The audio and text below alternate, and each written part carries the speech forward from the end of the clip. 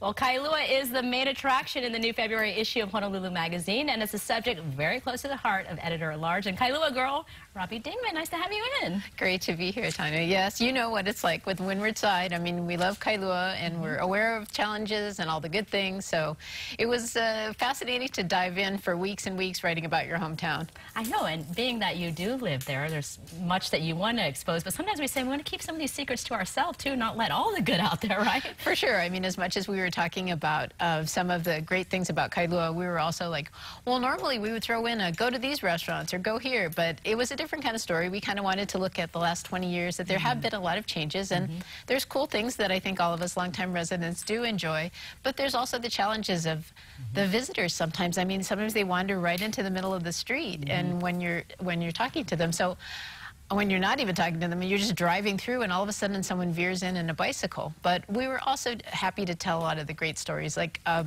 Over Easy, the cute breakfast restaurant.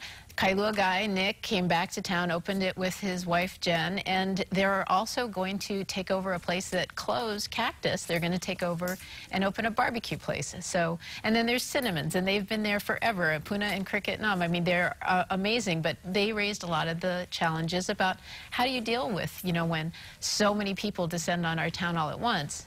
And it is such an early rising town, which is why so many of the breakfast spots are so popular, everything from the farmer's market and some of the new restaurants coming in. But I know I'm a foodie. I'm always excited when there's a new kid on the block. It's something to go and not have to drive over the hill. Exactly, and it's kind of fun because we do have the old favorites like Cinnamon's, but we also have the new folks who have a great spirit about it. The Roy's restaurant is new, Goen is there, Maui Brewing opened up, so there are cool places. But I was excited when the Kailua boy and his wife want to open another place, and like you said, it's a new twist on barbecue. That's kind of fun, but it's also good to talk about what the issues are, because what we find, it's not just our town. It's everybody's dealing with some of these things, and I think if we kind of talk about things, then we can hope to make our future better, you know. So it's not a pessimistic, it's a, hey, let's look at this and figure out what to do. And talk about the podcast. This is something new and exciting, too. Yeah, a lot of people have moved to podcasts. You know, as you're driving, as you're running, as you're walking on the beach, you can listen to a podcast. And we found, writer James Charisma found 7 local podcasts, and they're about tech, they're about video production, they're about even the show Lost, which still is enjoying popularity forever online and on Netflix, I guess. So that's been cool. In doing your research for this, was there anything that you learned just about Kailua and being a Kailua girl that kind of you wanted to share to your readers? Yeah, actually I did learn a lot. I mean, I learned the area by what we know as Kalama Beach was a home a long time ago of Hawaiian royalty. And a lot of the land ownership was from Queen Kalama, hence so much of her name is there. And I met a lot of great people. I didn't realize, I mean, I knew the farming past, but I didn't realize some of Aloha Oi was written in Maunawili, and some of the tree that she wrote it under was preserved as benches. I mean, there were a lot of cool little things. All right, and best food that someone has to pick up if they're in Kailua for an afternoon coming over? I guess it's hard to pick a favorite. It is hard to pick a favorite. I mean, we grew up with Cinnamon's, we grew up with, you know, there's just so many. I don't know, what's your favorite?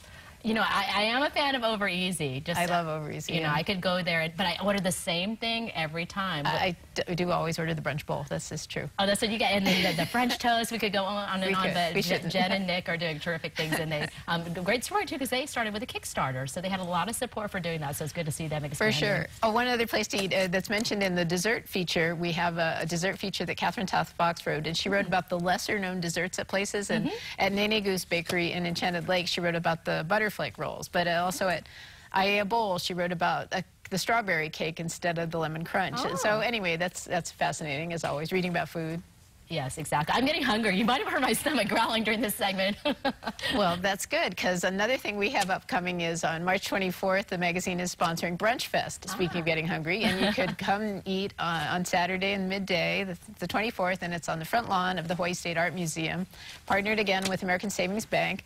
And the restaurants include Cafe Kaila, Pipeline Bakery, Scratch Kitchen, and Cocoa Head Cafe. Ooh. So definitely a stellar lineup already, and there's more to come. I'm sure I've forgotten somebody important. And we'll put those all online. Yeah, exactly. And go online. Pleasure always, and I'll see you around Kailua. Thanks, Tanya. Check it out, the Honolulu Magazine, all about Kailua. Now from the windward side, we're going to hop over to Wahiawa. Living 808 heads to Hawaii's Kitchen to see what El Ranchero. If you're hungry, it's going to get you more hungry, Robbie. Cooking up at Chef Zone.